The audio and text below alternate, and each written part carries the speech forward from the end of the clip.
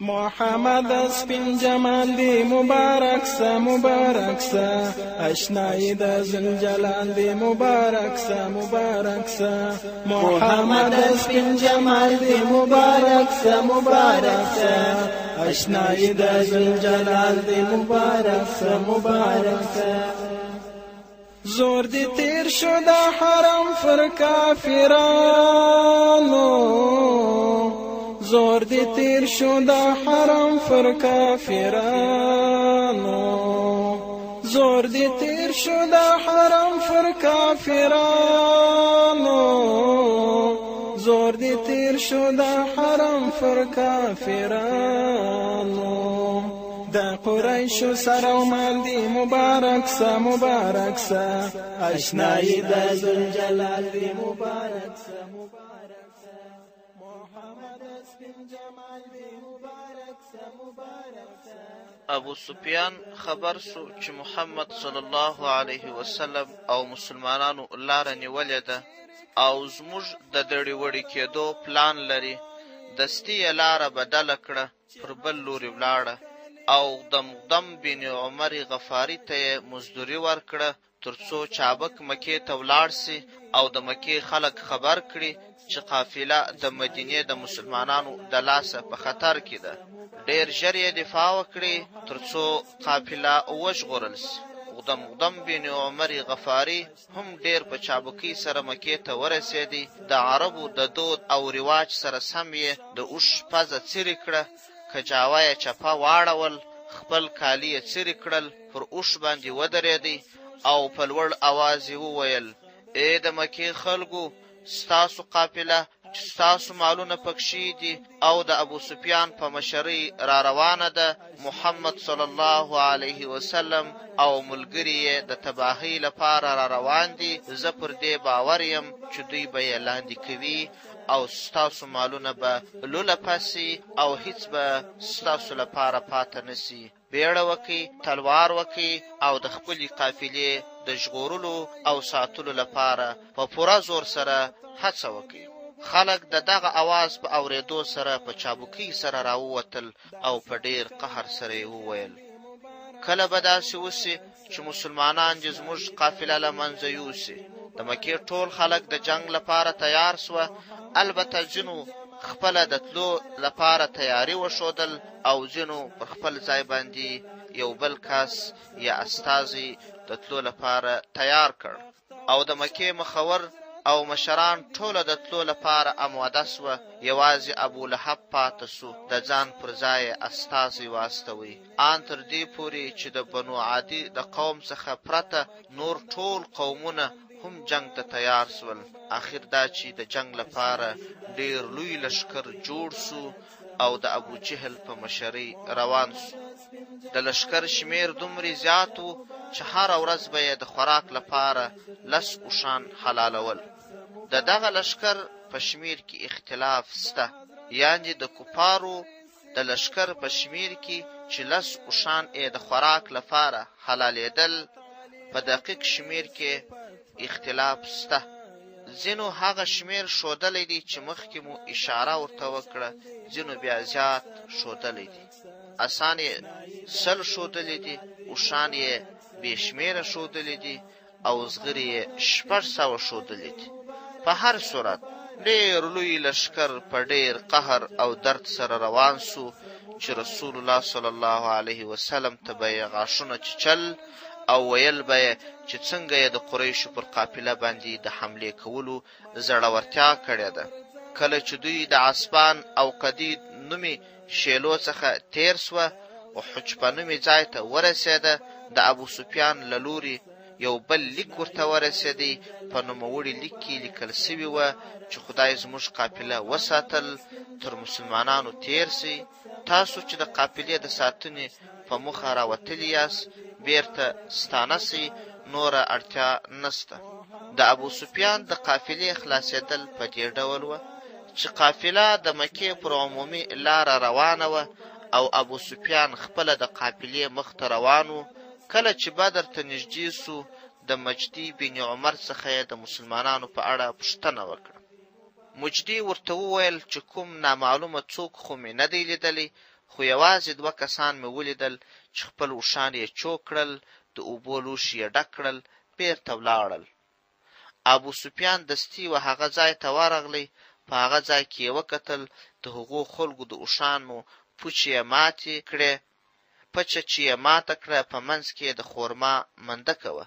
دستي پوه سو او ویې ویل قسم په خدای چې دا د مدینې مسلمانان دي، ځکه د مدینې اوښان خورماوې خوري او د پوچو په منځو کې یې مندکې وي. نو دستي یې د قافلې لاره بدله کړه، د بدر لویدیځ لوري ته واوښتل او د مسلمانانو څخه یې ځانونه خلاص کړل. د مکې خلکو چې د ابو سفیان لیک ولیدی، د بیرته تلو اراده یې وکړه، خو ابو جهل یې په کلکه مخالفت وکړ او په ډیر کبر او غرور سره یې وویل چې موږ به اوښان حلالوو، غوښې به یې خورو، مینځې به سندرې راته وایي، تر څو موږ خلک وویني او تل تر تله مو پر دوی باندې رعب او هیبت پروت وي. اخنس بن شریق ورته وویل چې بیرته تلل غوره دي، خو د ابو جهل د نفوذ د زیاتوالي له امله د ده خبره ونه منل سول. یوازینی قوم بني زهره و چې 300 کسیز لښکر یې بیرته ستون سو او په جنګ کې یې ګډون ونه کړ، خو بیا هم د مکې 1000 کسیز لښکر پاته سو. مبارک سه محمد سپین جمال دی، مبارک سه مبارک سه اشنای د ذوالجلال دی، مبارک سه مبارک سه چې هر چیرې کلمه فزور وایي، چې هر چیرې کلمه فزور وایي. اذان حضرت بلال دی، مبارک سه مبارک سه اشنای د ذوالجلال دی، مبارک سه مبارک سه محمد سپین جمال دی، مبارک سه مبارک سه اشنای د ذوالجلال دی. رسول الله صلی الله علیه وسلم د قریشو په اړه پوره پوهاوی لاسته راوړی چې قریش په زیات شمیر سره د جګړې لپاره راوتلي دي او په دې باور سو چې د یوې لویې جګړې پیښېدل لازمي دي، ځکه که قریش پر دې حال باندې پاته سي، حتمي ده چې دوی به په مسلمانانو پسې راځي، په کورونو به ورننوځي او په چور چپاول به د مسلمانانو ډلې له منځه وړي. نو رسول الله صلی الله علیه وسلم د اصحابانو سره یوه لویه مشوره وکړه چې مهاجر او انصار مسلمانان دواړه پکښې وه. د مهاجرو څخه ابوبکر رضی الله عنه، عمر رضی الله عنه او مقداد بن عمر رضی الله عنه یو په بل پسې په خپل وار سره خبرې وکړلې او رسول الله صلی الله علیه وسلم ته ډاډ ورکړ چې موږ د بني اسرائیلو په څیر نه یو چې موسی علیه السلام ته یې وویل ای موسی ته او خپل رب ولاړ سئ، جهاد وکړي، موږ دلته درته ناست یو. دوی مبارکانو زیاته کړه په الله جل جلاله دې زموږ قسم وي چې ته موږ هر ځای بوځې او هلته د جنګ کولو امر راته وکړې، موږ به خامخا وجنګېږو. د انصارو څخه سعد بن معاذ رضی الله عنه وویل ای د الله جل وعلا رسوله، موږ پر تا ایمان راوړی دی، ستا سره مبایعت کړی دی او ستا امر منونکي یو. زموږ دې په الله جل وعلا سره قسم وي که ته موږ ته پر دریاب باندې د ورځغستلو امر وکړې، موږ به یې ومنو. کله چې موږ د دشمن سره وجنګېږو، ته به زموږ همت او هغه څه ووینې چې ستا سترګې پرې یخې سي.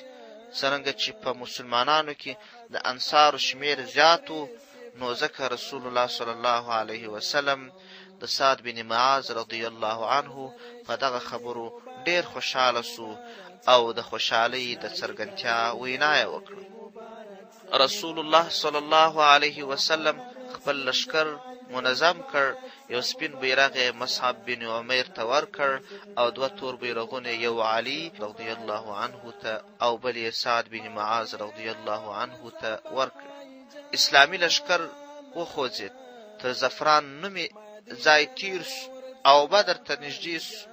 رسول الله صلی الله علیه وسلم یوه ډله د علي رضی الله عنه سعد بن ابي وقاص رضی الله عنه او زبیر بن عوام رضی الله عنه په مشرۍ واستول تر څو د دشمن په اړه معلومات لاس ته راوړي. نوموړې ډله د بدر چینې ته ورسېده. هلته یې 2 نفره ولیدل چې د قریشو د لښکر لپاره یې اوبه وړلې. د مسلمانانو ډلې دغه 2 نفره ونیول، د ځان سره یې راوستل. رسول الله صلی الله علیه وسلم پر لمانځه ولاړ و. مسلمانانو پوښتنې ځینې وکړې چې تاسو څوک یاست؟ دوی وویل موږ د قریشو د لښکر سقیه یعنې اوبه وړونکي یو. مسلمانان چې لا د قافلې په تمه وه دوی یې سخت ووهل او ورته ویې ویل چې تاسو ولې درواغ وایاست؟ تاسو خو د قافلې ملګري یاست. کله چې رسول الله صلی الله علیه وسلم د لمانځه څخه فارغ شو، مسلمانانو ته یې وفرمایل تاسو دوی ولې ووهل؟ دوی تاسو ته رښتیا وویل؟ بیا رسول الله صلی الله علیه وسلم د دغه نیول شوو کسانو څخه وپوښتل چې د قریشو لښکر څومره دی؟ دوی ورته وویل قریشو لښکر ډیر دی. رسول الله صلی الله علیه وسلم ځینې وپوښتل چې شمیر یې څومره دی؟ دوی په جواب کې وویل شمیر یې نه دی راته معلوم. رسول الله صلی الله علیه وسلم وفرمایل د خوراک لپاره څومره اوښان حلالوي؟ هغوی وویل یوه ورځ 10 اوښان حلالوي، بله ورځ 9 اوښان حلالوي. رسول الله صلی الله علیه وسلم وفرمایل کېدای شي چې د لښکرو شمیر یې د 900 او 1000 ترمنځ وي. بیا رسول الله صلی الله علیه وسلم ترې وپوښتل چې د مکې په مشرانو کې څوک راغلي دي؟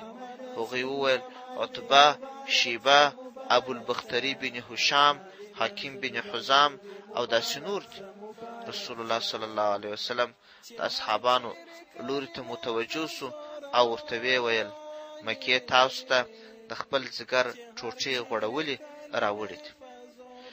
الله جل جلاله په دغه شپه باران ووروي چې په پایله کې یې مشرکانو ته سخت تاوانونه واړول او سختې ستونزې ورته پیښې کړې. د مسلمانانو خوشحالي او سپېڅلتیا پرې راغله. مځکه یې هواره کړه او ریګنه مځکه یې کلکه کړه تر څو د قدم ایښودلو جوګه سي. وروسته رسول الله صلی الله علیه وسلم او مبارک اصحابان وخوځېده تر داسې بریده چې د بدر چینې ته ورسېده. د بدر د چینې سره رسول الله صلی الله علیه وسلم راکښته سو په دې موخه چې مشرکان حمله پرې ونه کړي. حضرت خباب بن منذر رضی الله عنه چې په نظامی چارو کې ښه پوهاوی او برلاسۍ درلودی د رسول الله صلی الله علیه وسلم څخه یې وپوښتل یا رسول الله تاسو دلته کښته سواست، ستاسو دغه کار د الله جل وعلا په امر باندې و؟ رسول الله صلی الله علیه وسلم په جواب کې ورته وویل یا بلکې د یوه جنگي تکتیک په موخه دلته تم سو. خباب رضی الله عنه وفرمایل یا رسول الله دا ځای د تمیدو نه دی. که تاسو د قریشو لوري ته تشریف یوسئ او دوی ته تر ټولو نږدې چینې ته کښته سئ دا به ډېره ښه وي، ځکه موږ به پر هغه چینه حوض جوړ کړو، پاته چینې به بندې کړو. کله چې جنگ پیل سي موږ به د خپل حوض څخه اوبه څښو او قریش به بې اوبو وي. رسول الله صلی الله علیه وسلم د ده مشوره خوښه کړه او ملګرو ته یې د تللو امر وکړ. کله چې مبارک اصحابان وخوځېده او د قریشو نږدې چینې ته ورسېده، اصحابانو پر دغه چینه باندې حوض جوړ کړ او پاته چینې یې بندې کړې. تر دې وروسته رسول الله صلی الله علیه وسلم د لښکر ترتیب وکړ، په خپل لاس مبارک کې اشاره کول، هر یوه ته یې خپل ځای ورښود چې دا د فلاني ځای دی او دا د فلاني ځای دی. زور دی تیر شو دا حرم فر کافرانو، زور دی تیر شو دا حرم فر کافرانو، زور دی تیر شو دا حرم فر کافرانو، زور دی تیر شو دا حرم فر کافرانو. دا قریش سره ومال دی مبارک سا مبارک سا، اشنایی دا ذوالجلال دی مبارک سا مبارک سا. تر دې وروسته رسول الله صلی الله علیه وسلم د یوې ونې سره شپه تېره کړه. الله جل جلاله پر دغه شپه پر مسلمانانو باندې آرام او سکون ولوروي. زړونه یې د ډاډ او اطمینان څخه ډک وه او د راتلونکي ورځې بریالیتوب یې په سترګو لیدی او الله جل جلاله یې په قرآن کریم کې بیان کړی دی. شپه تیره سوه. دغه شپه د روژې د میاشتې 18 نیټه وه او د هجرت 2 کال و. په دغه شپه د ټولو مسلمانانو زړونه ډاډه وه او په دې باور وه چې بریالیتوب به لاسته راوړي. کله چې سهار سو د قریشو لښکر د جګړې ډګر ته راغلی. رسول الله صلی الله علیه وسلم د مسلمانانو صفونه منظم کړل او ټولو مسلمانانو ته په خپل مبارک لاس اشاره کول. د قریشو لخوا یو تن د عمیر بن وهب بجمعي په نامه راواستول سو تر څو د مسلمانانو د لښکر حال ځانته معلوم کړي. نوموړی کس پر آس سپور راغلی. د مسلمانانو د لښکر حال یې ځانته معلوم کړ. بیرته ولاړی. کله چې هورې ورسېدی هغوی ترې وپوښتل چې د مسلمانانو د لښکرو شمېر څومره و. د په جواب کې ورته وویل چې 300 شاوخوا یې شمېر دی، مګر د دوی په خوا کې مې بلاوې ولیدې چې مرګونه یې د ځان سره راوړي وه. په الله جل جلاله قسم کوم چې د مدینې اوښانو پر ځانو باندې مرګونه سپاره کړي وه. هغوی د ځان ساتنې لپاره یوازې تورې د ځان سره درلودې، یعنې زغري، سپر او داسې نور شیان یې نه درلوده. زه پر دې باور یم چې د هغوی څخه به هیڅوک نه وژل کېږي پرته له دې څخه چې تاسو ووژني. که هغوی ستاسو څخه مخور کسان ووژني بیا نو ژوند څه پکار دی؟ تاسو لږ فکر وکړئ، یعنې تر جنگ تیر سي. د دغه په خبرې په اورېدو سره حکیم بن حزام ډېرې هڅې وکړې چې قریش د جنگ څخه راوګرځوي، خو نتیجه یې ورنه کړه، ځکه ابو جهل جنگ ته سخت لیوال و او غوښتل یې چې خپل شوم فکر د بریالیتوب پر لوري وخېژوي. دا هم د تقدیر غوښتنه وه چې دی یې خپل ویرجن محال ته په خوښۍ ورټېلواهه او د ځان لپاره یې د تل عذاب ټاټوبی په چټکۍ سره غوره کاوه. تر دې وروسته د جنگ د پیل شیبې رالنډې سوې. لومړی کس چې په دغه جګړه کې د خپل ناروا لارې قرباني سو اسود بن عبدالاسد مخزومي و. نوموړی کس ډېر بدخویه او مغرور انسان و. کله چې د ناورین ټغر ته ور ودانګل نو لومړی یې دا وویل: زه په الله جل جلاله قسم کوم چې زه به د مسلمانانو د چینې څخه اوبه چښم او یا به یې له منځه وړم. نو په ډېر غرور سره راتیر سو.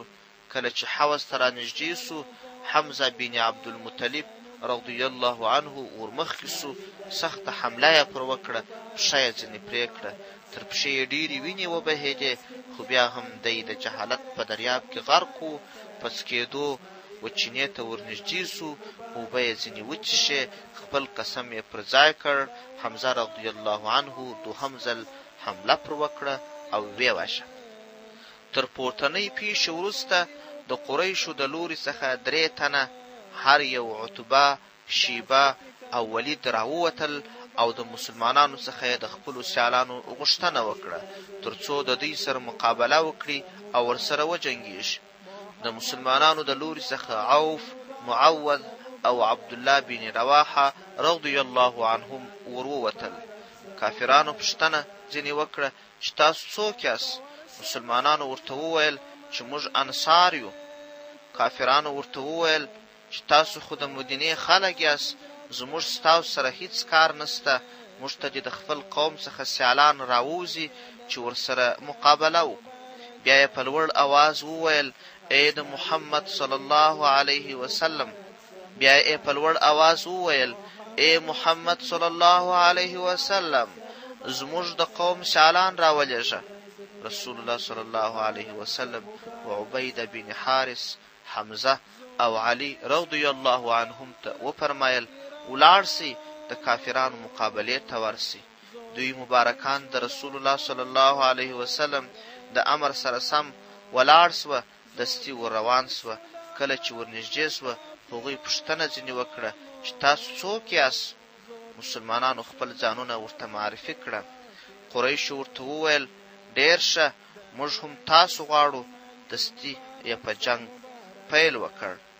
حمزه د شیبه سره، عبیده د عتبه سره او علي د ولید سره مقابله وکړل. حضرت حمزه رضی الله عنه او حضرت علي رضی الله عنه خپل سیالان ووژل، مگر عبیده رضی الله عنه او خپل سیال یو پر بل باندې سخت وار سره وکړه. دواړه سخت زخمی سوه. کله چې علي رضی الله عنه فارغ سو، پر عتبه باندې وار وکړي، عتبه یې وواژه او عبیده رضی الله عنه یې پورته کړي. د ده مبارک پښه پرې سوې وه، ساه یې بنده سوه. د جنگ په وروستۍ ورځ یې وفات وکړ. انا لله و انا الیه راجعون. تر دې وروسته عمومي جګړه هغه مهال رامنځته سوه چې د مسلمانانو مخالف لوري نور د زغم توان د لاسه ورکړ، ځکه مخور کسان او پهلوانان یې ووژل سول. نو د یوه سړي په څېر یې حمله وکړه، یعنی په اتفاق سره یې سخته حمله وکړه. مسلمانانو د الله جل جلاله مرسته وغوښته. د دوی په وړاندې یې دفاعي لاره خپله کړه. د دوی حمله یې پر شا وتنبول او سخت تاوانونه یې ورورسول. گراوند میدان رسول الله جهاد تدینا، گراوند میدان رسول الله جهاد تدینا، راغلی فرشتے دی په میدان وجن کوینا. گراوند میدان رسول الله جهاد تدینا، گراوند میدان رسول الله جهاد تدینا، راغلی فرشتے دی په میدان وجن کوینا. دیر په جوش خروش سره راغلي کافران، زکاو خوشحال کی دی کمزوری مسلمان. دیر په جوش خروش سره راغلي کافران، زکا دی خوشحال کی دی کمزوری مسلمان. 300 او 4 میں پشمار باندې راځي نه، 300 او 4 میں پشمار باندې راځي نه، راغلي فرشتے دې په میدان وجن کوینا. 300 او 4 میں پشمار باندې راځي نه، راغلي فرشتے دې په میدان وجن کوینا. رسول الله صلی الله علیه وسلم فلاندې الفاظو د الله جل جلاله څخه د مرستي او بری دعا وغوښته. اللهم انجز لي ما وعدتني، اللهم انشدك عهدك ووعدك. ای الله، هغه وعده چې تا زما سره کړې ده هغه پوره کړې. ای الله، زما ستا څخه د هغې وعدې غوښتنه کړې ده چې تا زما سره کړې ده. کله چې جګړه سخته سوه، رسول الله صلی الله علیه وسلم لاندې دعا وکړه: اللهم ان تهلك هذه العصابه اليوم لا تعبد، اللهم ان شئت لم تعبد بعد اليوم ابدا. ای الله، که ته دغه ډله نن هلاکه کړې نو ستا عبادت به نه کیږي. ای الله، که ستا خوښه وي نو تر دې وروسته به ستا عبادت هیڅکله نه کیږي، او که دې خوښه وي نو ای الله ته کولی سې چې خپل عابدین د ځان لپاره پیدا کړې. رسول الله صلی الله علیه وسلم ډېره اوږده دعا وکړه، آن تر دې چې د لاسو په اوږدولو سره یې پټو ولوېدی. حضرت ابو بکر رضی الله عنه راپورته کړ او یې ویل: بس دی یا رسول الله، تا ډېره اوږده دعا وغوښتل. د الله جل جلاله په تقدیر کې لا د وړاندې لیکلي وه چې بریالیتوب به د مسلمانانو په برخه وي. همدا وجه وه چې الله جل جلاله ملائکو ته امر وکړ چې د مسلمانانو مرسته وکړي، او زه به د کافرانو په زړونو کې ویره، وهم او رعب واچوم. بیا الله جل جلاله رسول الله صلی الله علیه وسلم ته وحی وکړې او د ډاډ په موخه یې ورته وویل: زه به په زورو ملائکو سره ستا مرسته کوم. وروسته رسول الله صلی الله علیه وسلم یو موټ ریګ راواخیستی، د کافرانو لوري ته یې وغورځاوه. الله جل جلاله د دغه موټ ریګو څخه د ټولو کافرانو سترګو، خولو او پزو ته ریګ ورسوي چې دوی یې په ډېر بد حالت اخته کړل. وروسته رسول الله صلی الله علیه وسلم د جوابي حملې امر وکړ او اصحابانو ته یې وفرمایل: څوک چې د الله جل جلاله پر دشمنانو باندې حمله کوي مخته ځي، شاته نه ځي. څوک چې د د الله جل جلاله پر دشمنانو باندې حمله کوي، مخ ته ځي شاته نه ځي، د هغه ځای به جنت وي. مسلمانانو د رسول الله صلی الله علیه وسلم د امر سره سم پر کافرانو باندې سخت حمله وکړه. رسول الله صلی الله علیه وسلم چې د مسلمانانو سخت حمله او جذبه ولیدل، وی فرمایل چې نږدې دی چې کافران به ماته وخوري، ځکه د یوې خوا د مسلمانانو جذبه وه، د بلې خوا د ملائکو مرسته وه. دغه خبرې د ښه سپیناوي په موخه په یو روایت کې راغلی دي چې عکرمه رضی الله عنه فرمایي د بدر د جګړې په ورځ به د کافرانو سرونه وهل سوي وه، سړي به یې معلوم نه وه چې چا وژلي دي، بلکې هغه کسان چې ملائکو به وژلي وه د هغه کسانو څخه چې مسلمانانو به وژلي وه په ښکاره معلومېده. د لږ ساعت وروسته پر کافرانو باندې د ماتې نښې پر ښکاره کېدو سوې. د مسلمانانو حملو دوی پر بیلو لارو سره وغورځول. په پایله کې کافرانو سخته ماته وخوړل، مګر ابو جهل لا د کبر او غرور څخه لاس نه و اخیستی. د مکې خلکو ته په لوړ اواز وویل تاسو د سراقه په تیښته مه ورخطا کېږئ او مه د عتبه، شیبه او ولید په وژنه ورخطا کېږئ، بلکې تاسو د هغوی بدله واخلئ. سراقه چې د یو قبیلې مشر و، شیطان هم د ده په شکل راغلی و. کله چې پر کافرانو باندې سخت نظامی فشار راغلی، شیطان وتښتېدی. د خلکو په نظر دا راغله چې سراقه چې د خپل قوم مشر دی هغه وتښتېدی. حال دا چې هغه سراقه نه و، بلکې شیطان د ده په شکل راغلی و. په هر صورت د کافرانو د لوري زړونه د ده په تیښته ولوېده. خو د مسلمانانو سختو حملو د کافرانو صفونه یو په بل پسې مات کړل، مګر د ابو جهل په شاوخوا کې څو تنه په غشو، نیزو او نورو سلاو سنبال وه چې د ده ساتنه یې کول. خو د څښتن تعالی جل جلاله پرېکړه وه چې دی به هم وژل کېږي. ډېر په جوش خروش سره راغلي کافران، ځکه خوشحال کې دي کمزوري مسلمان. ډېر په جوش خروش سره راغلي کافران، ځکه دي خوشحال کې دي کمزوري مسلمان. 314 مې پشمار باندې راځي نه، 314 مې پشمار باندې راځي نه، راغلي فرشتې دې په میدان وجنګ کوي نه. 314 مې پشمار باندې راځي نه، راغلي فرشتې دې په میدان وجنګ کوي نه. ګرم دې میدان رسول الله جهاد ته ځي نه. عبدالرحمن بن عوف رضی الله عنه د ابو جهل د وژنې په اړه داسې روایت کوي: زه د اسلامي صفونو په لړ کې وم چې یو او بل څنګ ته مې وکتل، 2 تنکي ځوانان مې بغلو ته ولاړ وه چې زه یې په شتون باندې حیران سوم. زه لا د دغه فکر په شیبو کې وم چې د دوی څخه یې وطن په کراره راته وویل کاکا جانه ته ابو جهل پیژنې؟ ما ورته وویل وراره ته هغه ته څه وایه؟ هغه راته وویل زه خبر سوی یم چې هغه رسول الله صلی الله علیه وسلم ته شکنځل کړي دي. زه په هغه څښتن قسم کوم چې زما سایه په توان کې ده، که پر ده باندې زما سترګې ولګېدې تر هغه بریده به ځینې بیل نسم، یعنی تر هغه وخته به زما وجود د ده څخه بیل نسی تر څو چې په ما او ده کې یو مړ سوی نه وي چې مړینه یې په تقدیر کې وړاندې لیکل سوی وي. یعنی که زما مړینه په تقدیر کې تر ده مخکې لیکل سوی وه تر څو زه مړ نسم ځینې بیل به نسم، او که په تقدیر کې د ده مړینه تر ما وړاندې لیکل سوی وه تر هغه وخته به ځینې بیل نسم تر څو مړ سوی نه وي. عبدالرحمن بن عوف رضی الله عنه زیاتوي چې زه د نوموړي ځوان په وینا حیران سوم. په همدې لړ کې د دوهم څنګ ملګري د اشارې په کولو سره ځان ته متوجه کړم او کټ مټ د هغه بل ملګري په څېر یې وینا راته وکړه. لږ وخت وروسته مې ولیدی چې ابو جهل د خلکو په منځو کې مخ او شاته تلی. ما دوی ته وویل وګورئ هغه کس ابو جهل دی چې تاسو یې غوښتنه کول.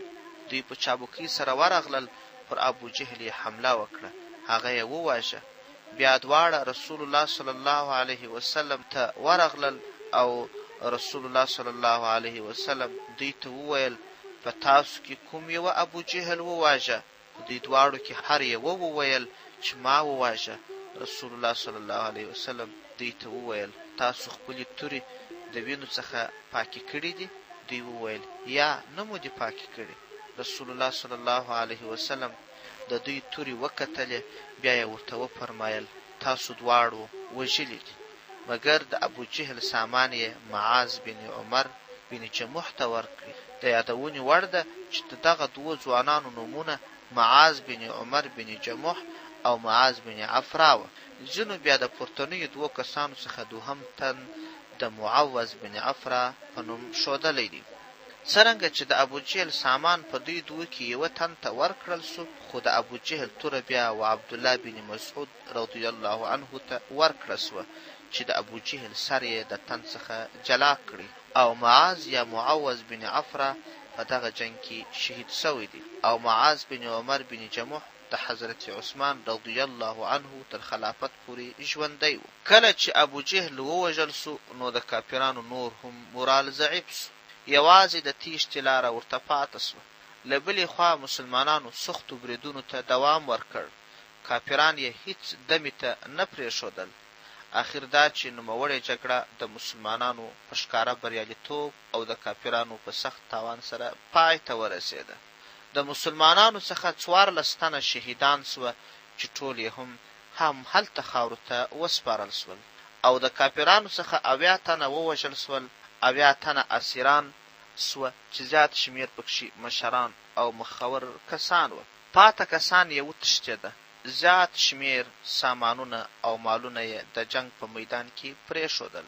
حضرت ابو طلحه رضی الله عنه روایت کوي چې د نبی علیه السلام د امر سره سم د کافرانو د سردارانو د 24 تنو جسدونه د بدر په سا کې وغورځول سوه.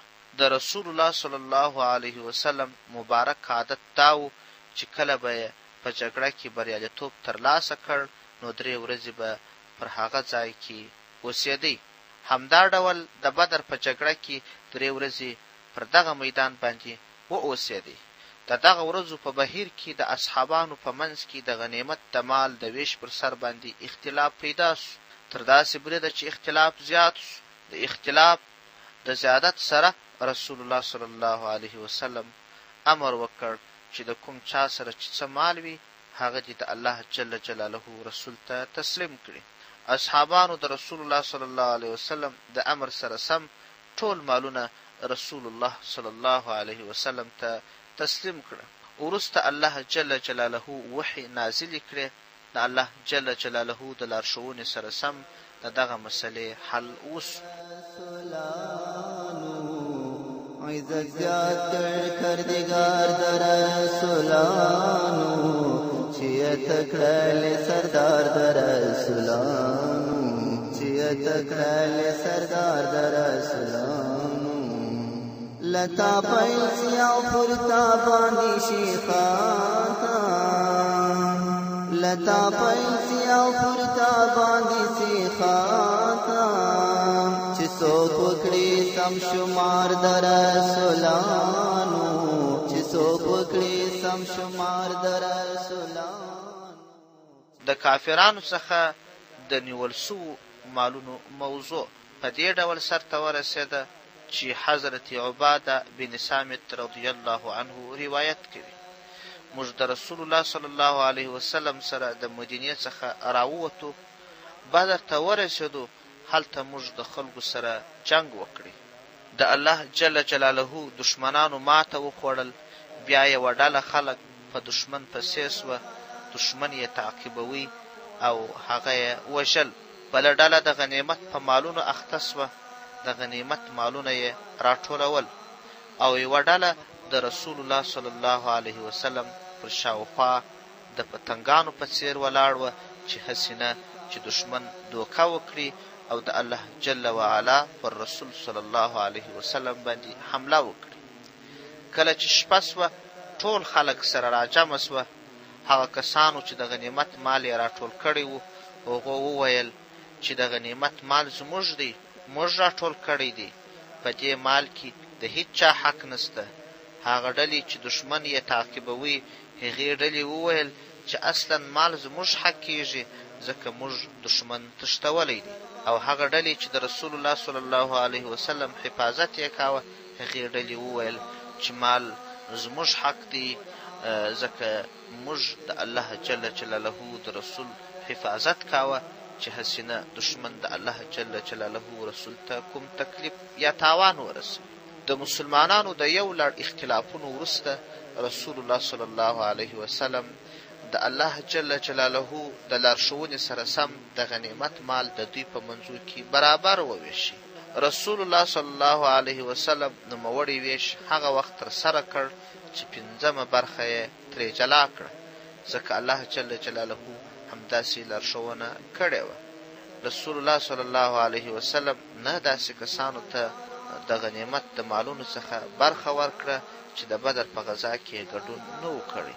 هغه داسې کسان وو چې د بدر د غزا څخه د معقول عذر له امله پاته سوي وه یا پر لارې ټپیان سوي وه لکه حضرت عثمان رضی الله عنه چې خپلې میرمنې رقیې رضی الله عنها ته د رسول الله صلی الله علیه وسلم په لارښوونه پاته سو.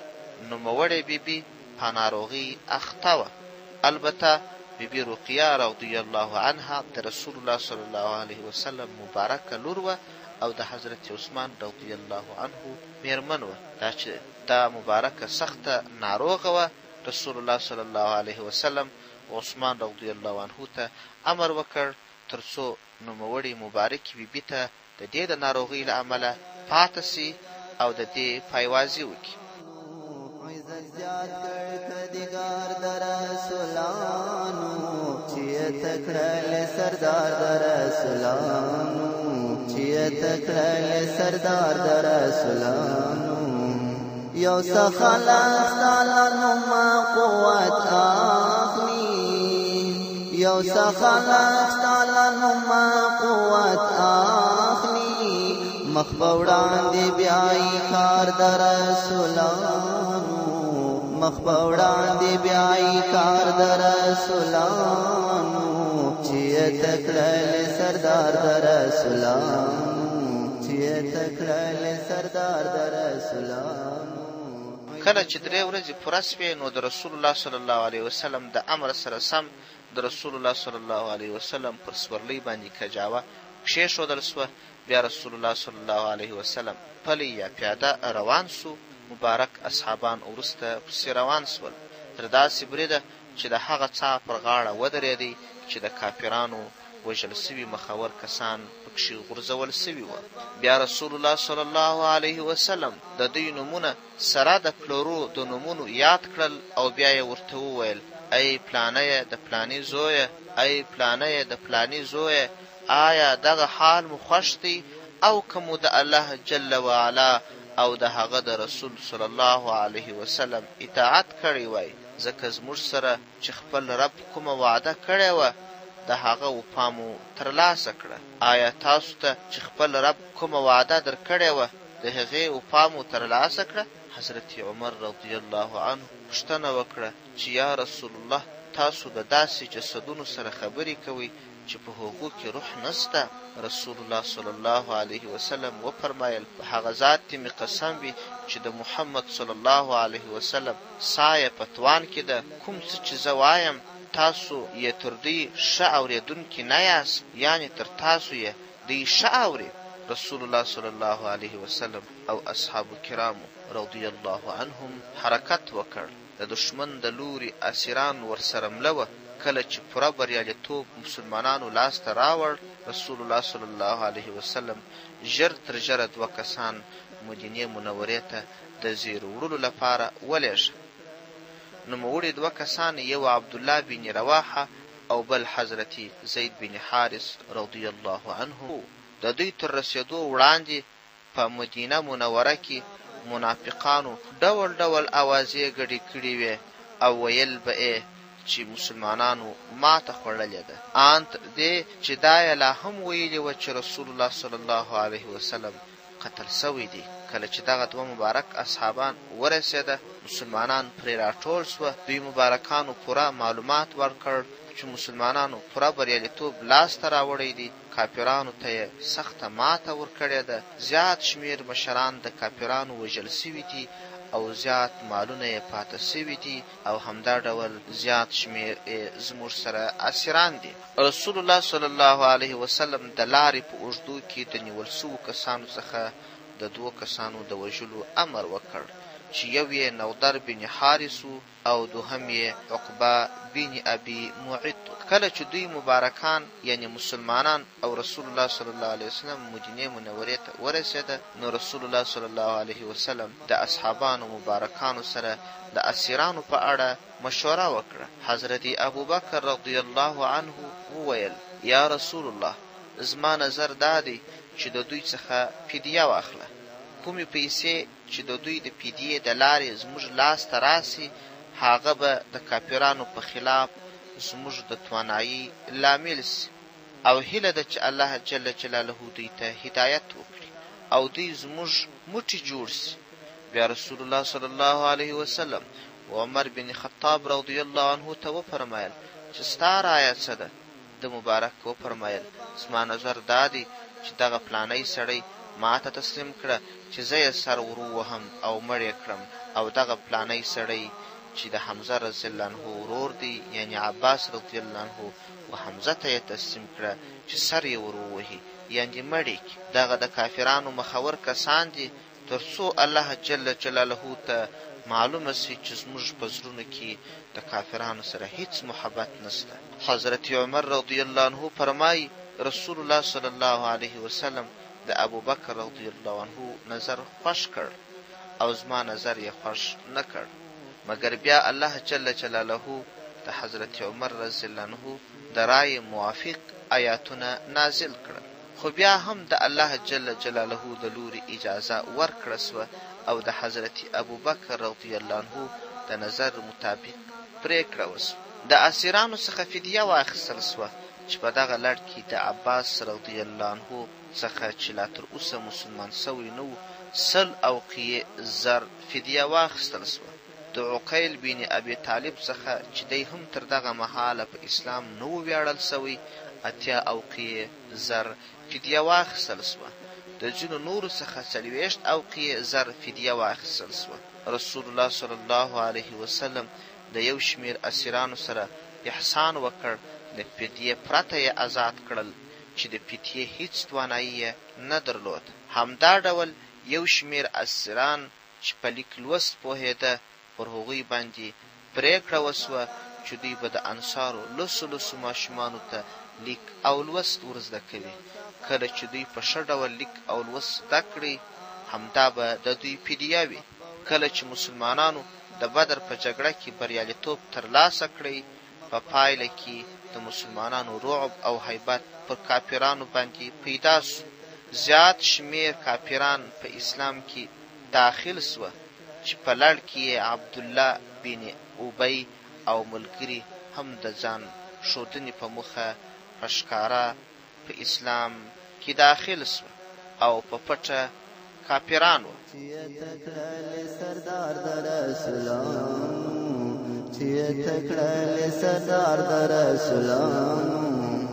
پر سر باندې سایه د سپین قرآن وي، پر سر باندې سایه د سپین قرآن وي، تر پښو لاندې وي لار د رسولانو، تر پښو لاندې وي لار د رسولانو، چې تکړل سردار د رسولانو، چې تکړل سردار د رسولانو، عزت زیاد کردگار در رسولانو، عزت زیاد کردگار در رسولانو، چیه تکرل سردار در رسولانو، چیه تکرل سردار در رسولانو.